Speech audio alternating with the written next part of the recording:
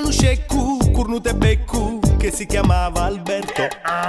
Era in servizio da 7 anni, tirava un carretto.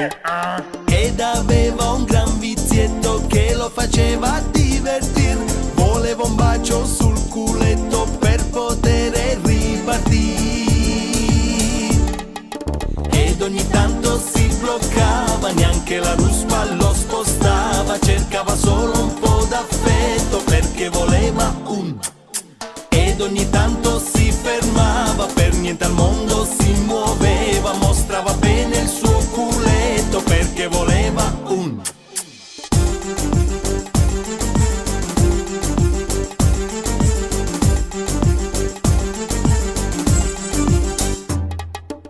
Ed era furbo ed anche turbo, però senza benzina.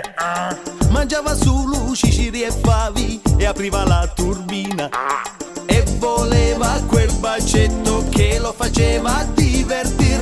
E lo voleva sul culetto ogni 2 chilometri. Ed ogni tanto si bloccava, neanche la ruspa lo spostava. Cercava solo un po' d'affetto perché voleva un. Ed ogni tanto si fermava, per niente al mondo si muoveva. Mostrava bene il suo culetto perché voleva un. Ma un giorno il suo padrone era incazzato nero. Si prese un peperone e glielo mise intero.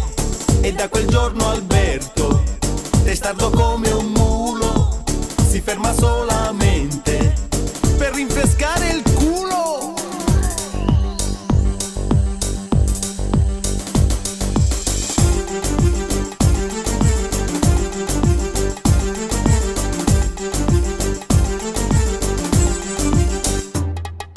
Ed ogni tanto si bloccava, neanche la ruspa lo spostava. Cercava solo un po' d'affetto perché voleva un. Ed ogni tanto si fermava, per niente al mondo si muoveva. Mostrava bene il suo culetto perché voleva un.